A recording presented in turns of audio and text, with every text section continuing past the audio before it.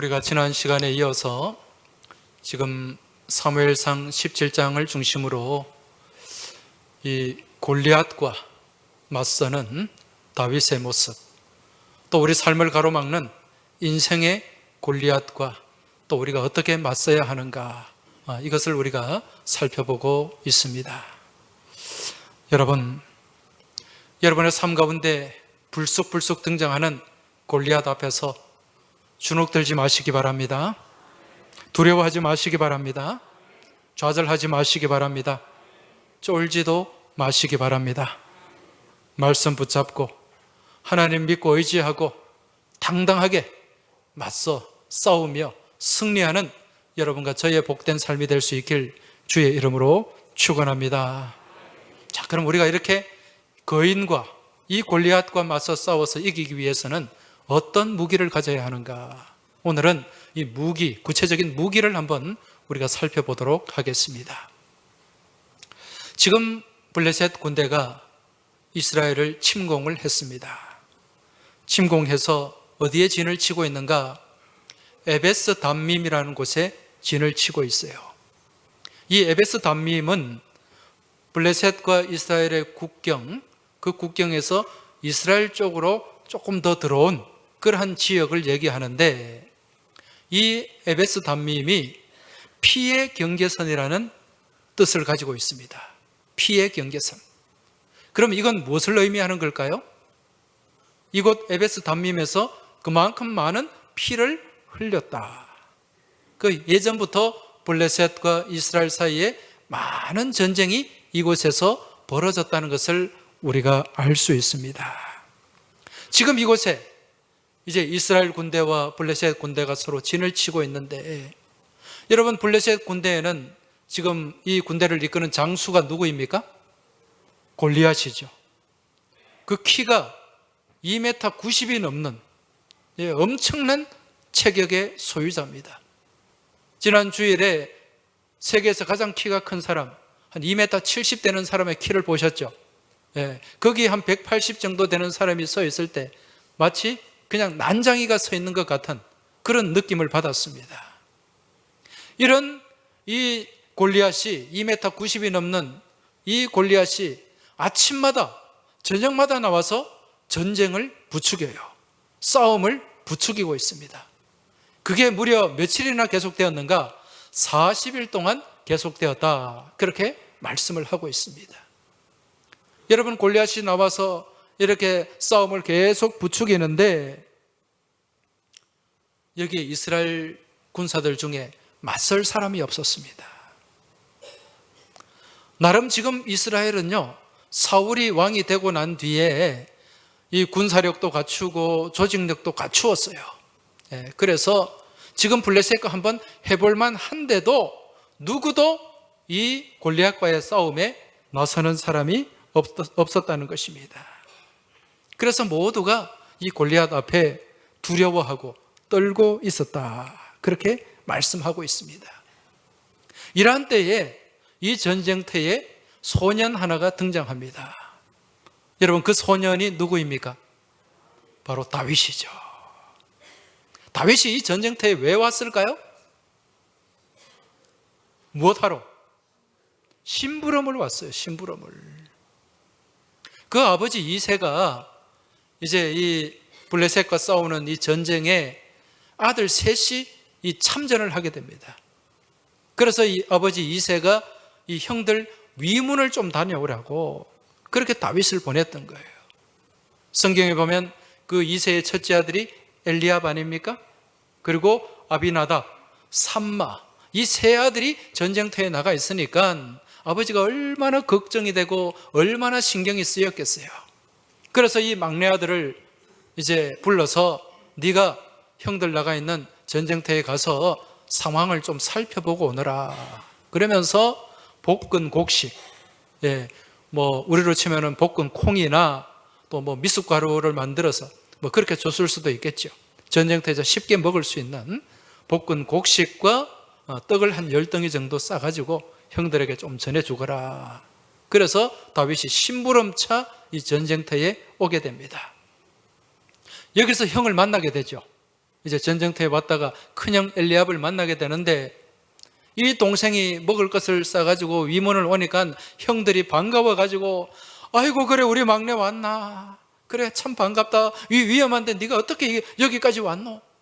그러면서 이 다윗을 따뜻하게 그렇게 맞아 주었습니까? 아니에요.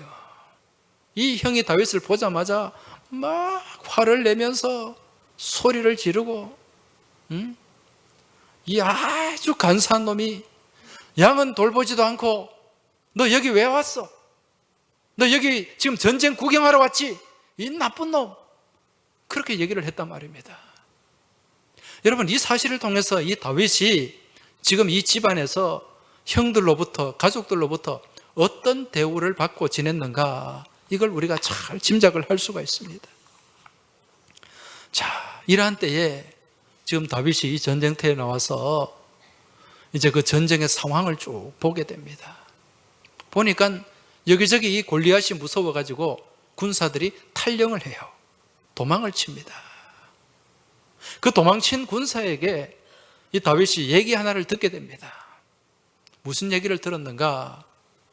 지금 골리앗이 아침 저녁으로 나와서 위협을 하고 싸우고자 하는데 아무도 나가지 못하니까 이 지금 사울 왕이, 이 지도자가 이 군사들에게 한 가지 제안을 했어요. 무슨 제안을 합니까?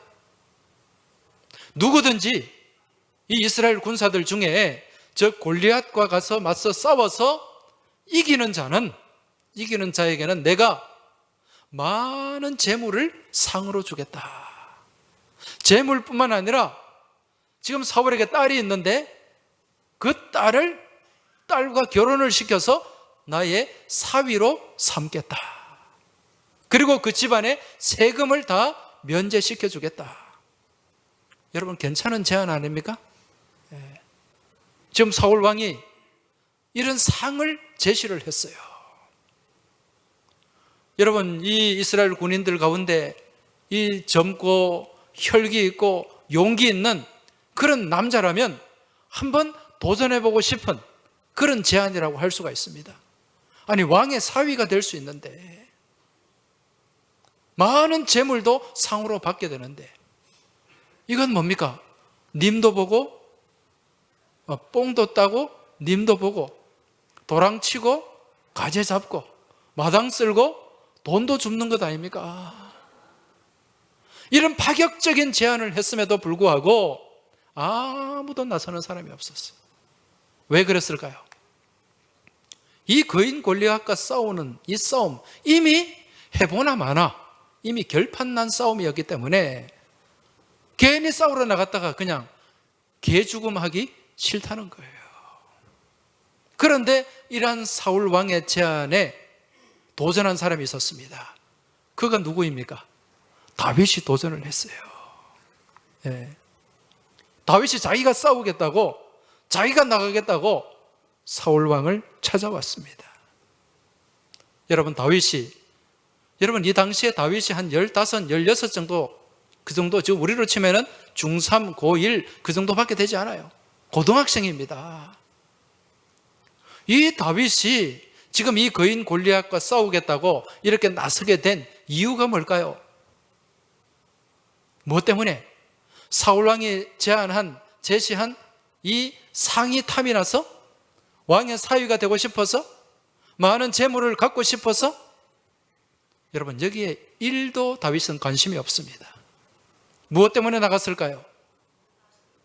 다윗에게 의분이 생겼어요. 의분이. 왜? 저 이방인 골리앗이 지금 다윗이 믿고 의지하고 따르는 이 여호와 하나님, 이 하나님을 멸시하고 무시하고 조롱하고 있단 말입니다. 여기에 분노를 느낀 거예요. 그래서 사무엘상 17장 26절에 보면 하반절에 이 할례 받지 않은 블레셋 사람이 누구이기에 살아계시는 하나님의 군대를 모욕하겠느냐, 이 마음을 가졌다는 거예요. 아니, 지가 뭔데? 내가 믿고 의지하고 따라가는 내 하나님을 이렇게 모욕하느냐, 이렇게 무시하느냐, 그게 의분이 생긴 것입니다. 그래서 사울을 찾아가서 제가 나가겠습니다. 제가 싸우겠습니다. 이제 그런 얘기를 하게 되는 거죠. 다윗이 사울 왕 앞에 가봤더니 이 왕이 아니에요. 지금 속된 말로 쫄아가지고 두려움 가운데 사로잡혀가지고. 그런데 이 소년 다윗이 사울 왕에게 뭐라고 얘기합니까? 17장 32절에 보면 다윗이 사울에게 말하되 그로 말미암아 사람이 낙담하지 말 것이라 주의 종이 가서 저 블레셋 사람과 싸우리이다. 이렇게 얘기를 합니다. 여러분, 이 시골 촌뜨기 목동이 이 한 나라의 왕 사울 왕 앞에 가서 낙담하지 마십시오. 용기 잃지 마십시오. 뭘 하고 있습니까? 지금 권면하고 있는 거예요. 권면하고 있는 거예요. 여러분, 다윗의 믿음의 용기가 이 정도입니다. 여러분, 하나님을 절대적으로 신뢰하고 하나님을 의지하는 믿음이 있으면 여러분, 세상이 갖지 못하는 용기를 갖게 되는 줄 믿으시기 바랍니다. 세상이 가질 수 없는 담대함을 소유하게 되는 줄 믿으시기 바랍니다. 지금 다윗이 이러한 용기와 담대함을 가지고 이런 믿음의 기백을 가지고 지금 사울 왕 앞에 나가고 골리앗과 싸우고자 했던 것입니다. 바라기는 오늘 이 시간 예배하는 우리 모든 믿음의 교우들 10년 가운데 이러한 믿음의 기백과 이러한 믿음의 용기가 충만하시길 주의 이름으로 축원합니다. 이제 다윗이요, 이 사울을 찾아와 가지고 자신이 골리앗하고 싸우겠다고 하니까 이 사울이 생각할 때 어떻겠습니까? 기도 안 차는 거예요. 이거 말도 안 되는 거예요. 이 조그마한 소년이 양이나 치던 이 아이가 저 2m 90짜리 골리앗하고 싸운다는 것, 이거 말이 안 되는 겁니다. 그래서 처음에 사울이 어떻게 했습니까? 아이고, 그래, 네 용기가 가상하다, 기특하다, 한번 가서 한번 싸워봐라, 그렇게 말하지 않았어요. 너 안 된다, 힘들다. 33절 말씀에 보면 사울이 다윗에게 이르되 네가 가서 저 블레셋 사람과 싸울 수 없으리니 너는 소년이요. 너는 소년이라는 것은 너는 어리다는 거예요. 너는 보잘것없다는 겁니다. 거기에 반해서 그는 어려서부터 용사임이니라. 골리앗은 어릴 때부터 싸움터에서, 전쟁터에서 잔뼈가 굵은 사람이기 때문에 네가 도저히 감당할 수 없다는 얘기입니다. 이러한 사울의 얘기를 들은 다윗이 뭐라고 답변을 합니까? 뭐라고 얘기합니까? 왕이시여, 제가 우리 아버지께서 저에게 맡겨주신 이 양을 돌볼 때에 사자도 공격을 해오고 곰도 공격을 해왔습니다. 그때 이 곰이 사자가 양의 새끼를 물어갈 때에 내가 끝까지 따라가서 그 곰과 사자와 싸웠고, 그리고 그 양의 새끼를 구출을 했습니다. 내가 그때 이 사자도 쳐 죽이고 곰도 쳐 죽였는데 지금 하나님을 모욕하는 저 골리앗 또한 그 짐승들과 같이 될 것입니다. 이렇게 선포를 했어요. 그러니까 사울도 이 다윗을 꺾을 수가 없는 거죠. 그래서 사울이 어떻게 합니까? 자기가 입고 있던 군복을 벗어서 다윗에게 입히고 갑옷도 입히고 투구도 씌워주고 자기가 차고 있던 칼도 내어주게 됩니다. 한번 상상을 해보시기 바랍니다. 여러분, 이 사울은 키가 다른 사람 어깨 위가 될 정도로 키가 큰 사람이었어요. 그렇죠? 근데 다윗은 아직 어린 소년입니다. 거기에 사울이 입고 있던 군복을 입고 갑옷을 입고 투구를 쓰고 칼을 들었다? 상상만 해도 이거는 견적이 나오죠. 그죠? 너무 어중간하고 볼품없고 그런 모습이었을 것입니다. 다윗이 왕이 시킨 대로 해봤는데 몸에 맞아요? 안 맞아요? 안 맞아요. 그래서 이거 다 벗어버렸습니다. 여러분, 이 투구를 아무나 쓸 수 있습니까? 이 갑옷을 아무나 입을 수 있습니까? 이 칼을 아무나 들 수 있습니까? 아무리 좋은 무기일지라도 다윗에게는 맞다 안 맞다? 안 맞다. 그래서 이거 다 벗어버리고 어디로 갔습니까? 시냇가로 갑니다. 시냇가로 가서 그 시냇가에 있는 돌들 중에, 여러분, 돌들 중에 아주 매끄러운 짱돌, 그걸 몇 개를 주웠습니까? 5개를 주웠어요. 그리고 이제 자기 주머니에 넣고 이 물맷돌을 가지고 골리앗과 싸우려고 나아갔던 것입니다. 여러분, 세상 사람들이 볼 때 이 물맷돌 가지고 전쟁터에서 싸운다는 것, 이거 얼마나 참 웃기는 일입니까? 다 방패를 들고 창을 들고 칼을 들고 싸우는데 이 돌멩이 들고 싸운다는 게, 그러니까 이 골리앗이, 다윗이 이 막대기 들고 물매 들고 나가니까 골리앗이 다윗에게 뭐라고 얘기합니까? 네 나를 개로 생각하느냐, 나 개 취급하느냐, 그렇게 조롱을 했어요. 그 개 이렇게 쫓고 하는 그 막대기, 그런 거 들고 왔다는 얘기죠. 근데 여러분, 다윗이 언제 칼을 써봤었겠습니까? 언제 갑옷을 입고 싸움을 해봤겠습니까? 이거 아무 소용없는 거예요. 다윗이 목동을 하면서 가장 잘 쓸 수 있었던 것, 그것은 막대기와 물매였습니다. 근데 우리가 생각할 때 이 물맷돌로 저 2m 90이 넘는 골리앗이 쓰러질까 생각하는데요, 여러분, 생각 외에 위력이 있습니다. 이 물매가.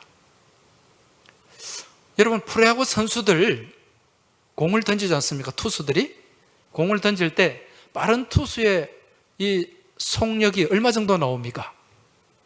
보통 프로에서 통하려면 한 140 넘어야 돼요. 그죠?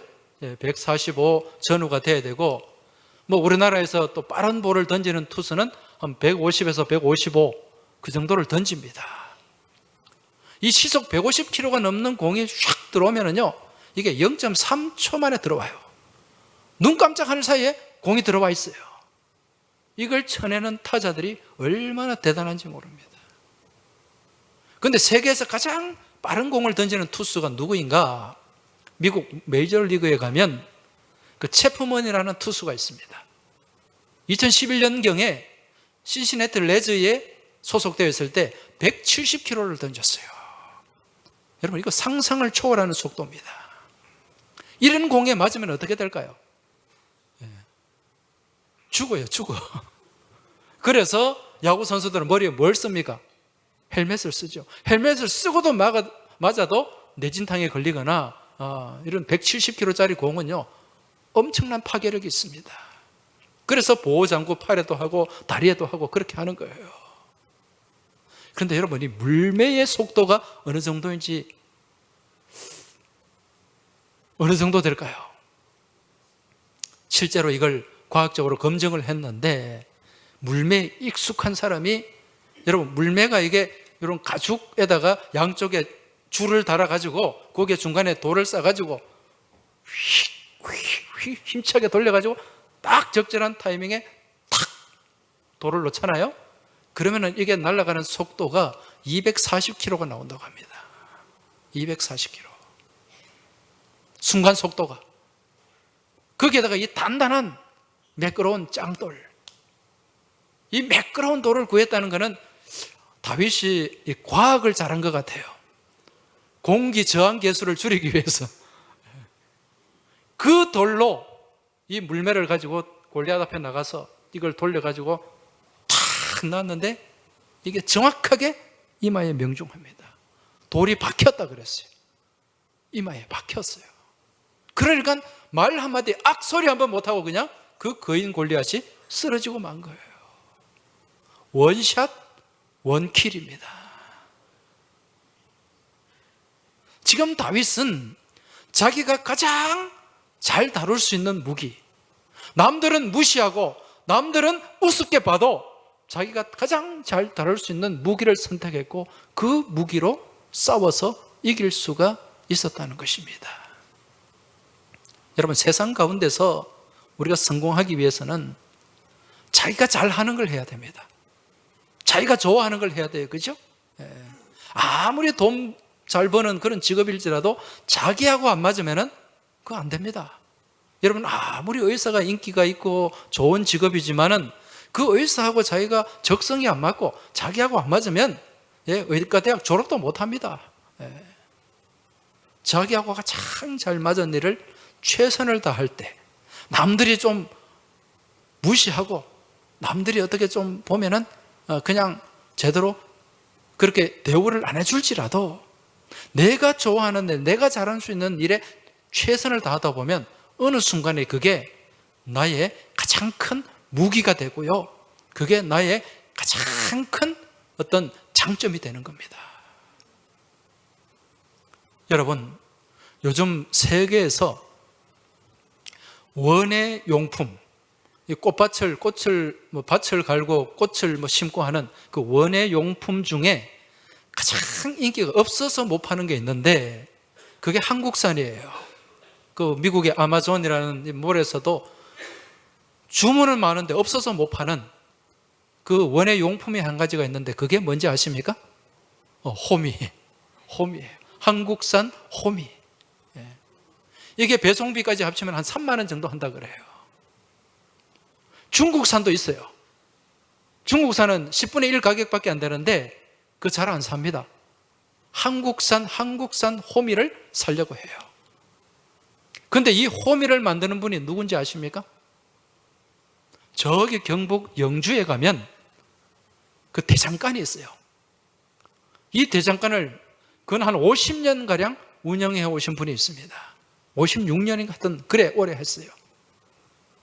이분이 만드는 호미가 없어서 못 파는 그런 호미라는 거예요.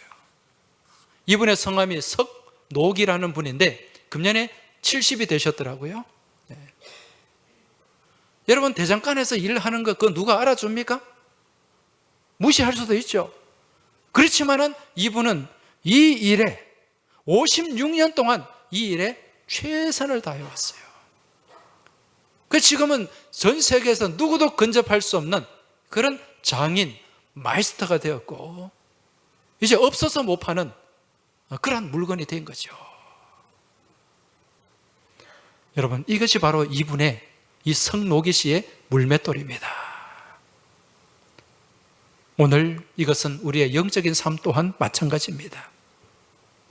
우리가 믿음의 삶을 살면서요, 그 누구도 알아주지 않고 그 누구도 인정해주지 않아도 우리가 믿음의 삶 안에서 묵묵히 봉사하고 섬기면서 그러한 섬김과 봉사 가운데 얻은 나만의 기쁨, 나만의 간증, 나만의 감사 제목, 여러분, 이것이 나의 영적인 물맷돌이 되는 줄 믿으시기 바랍니다. 다윗은요, 남들이 인정해주지 않았지만은 그 목동생을 하면서 그 하찮아 보이는 물맷돌을 갈고 닦았고 결국 이 물매가 골리앗과의 싸움에서 이기는 결정적인 무기가 되었다는 것입니다.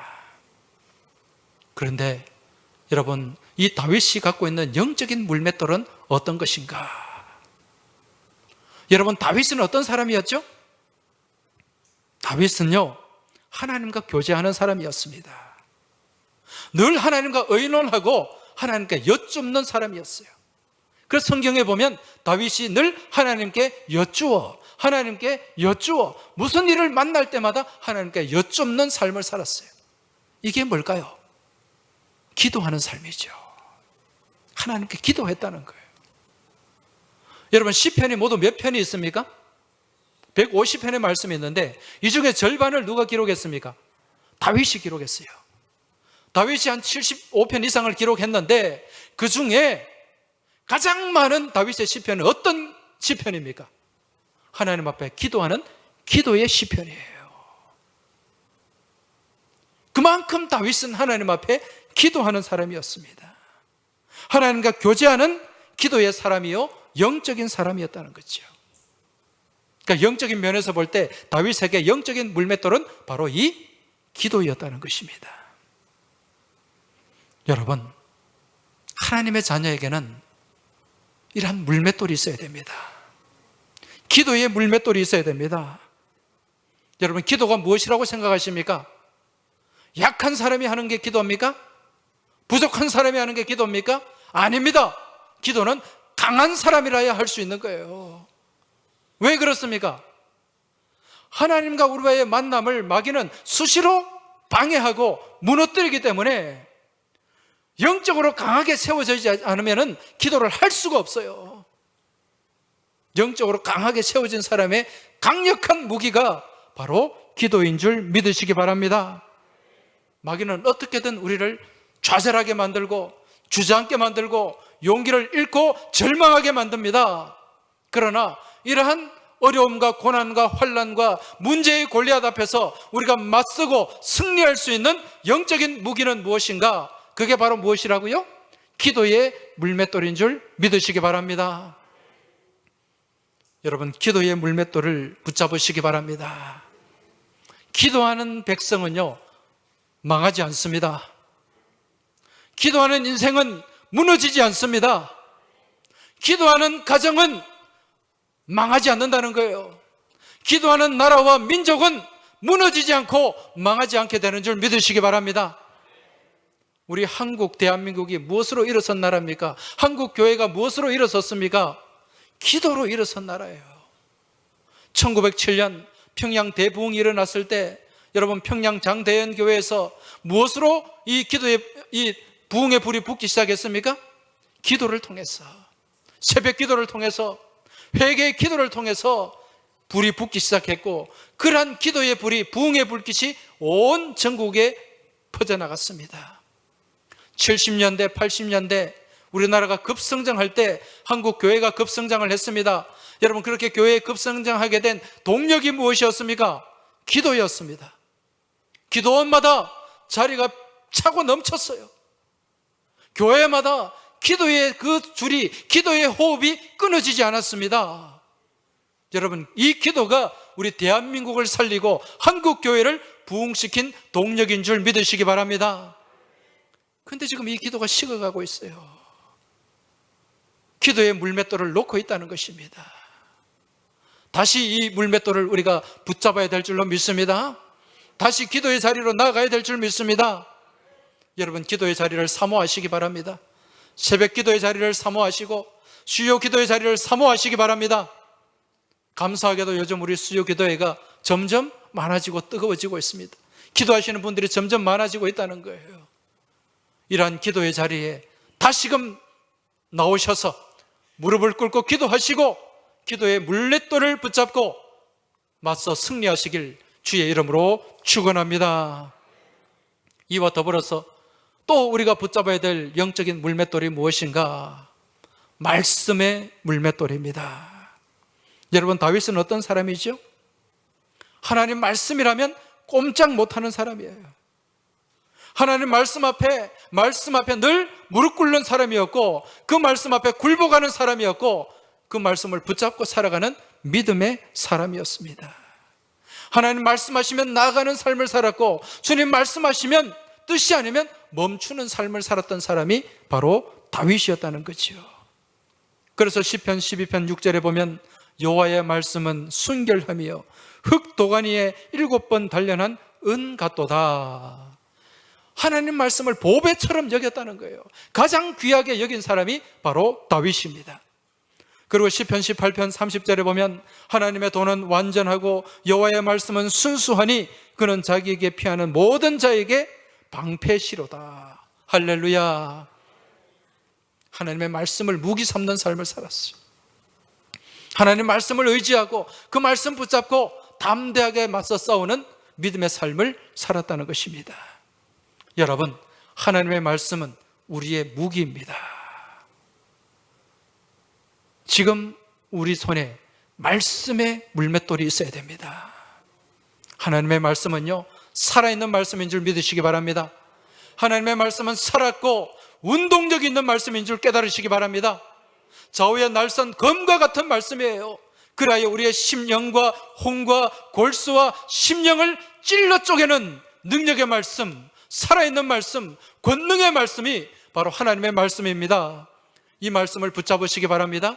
이 말씀을 신뢰하시기 바랍니다. 여러분, 하나님 말씀을 붙잡고 그 믿음을 신뢰하며 나가는 그 삶 가운데 하나님께서 말씀하신 그대로 이루어 가시고 펼쳐가시는 줄 믿으시기 바랍니다. 하나님 말씀은 장식용이 아니에요. 액세서리가 아니에요. 우리가 하나님의 말씀을 붙잡고 이 말씀 안에 우리가 믿음의 삶을 살아낼 때 이 말씀이 내게 능력의 말씀이 되는 줄 믿으시기 바랍니다.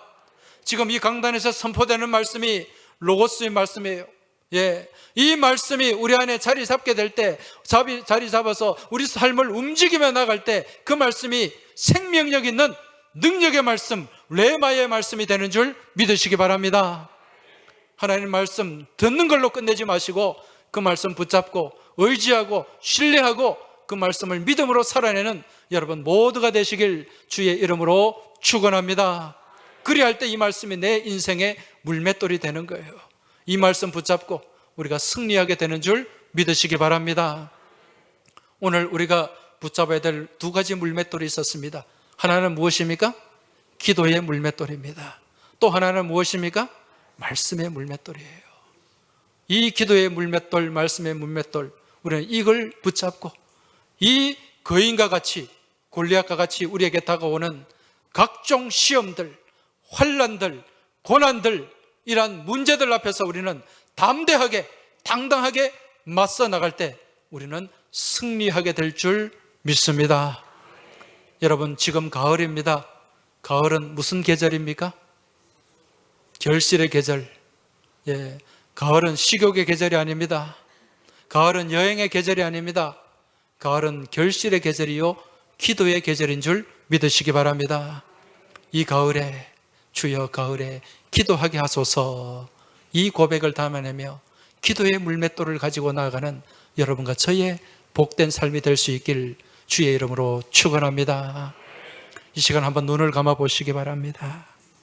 눈을 감고 지금 내게 기도의 물맷돌이 있는가, 말씀의 물맷돌이 있는가 한번 돌아보시기 바랍니다. 이 말씀의 물맷돌이 없고 기도의 물맷돌이 없다 보니까 우리는 세상 가운데서 쓰러지고 넘어지고 연전연패할 수밖에 없는 것입니다. 지금 삶 가운데 어떤 환난이나 어떤 시험이나 어떤 고난이나 어떤 문제가, 그 어떤 고난의 골리앗이 나를 가로막고 있을지라도 여러분 두려워하지 마시기 바랍니다. 주눅들지 마시기 바랍니다. 하나님 주신 기도의 물맷돌, 말씀의 물맷돌을 가지고 당당히 맞서 나갈 수 있길 바랍니다. 이 시간 우리의 이러한 소망과 간절한 기도의 고백을 담아서 우리 찬송하며 나아가겠습니다.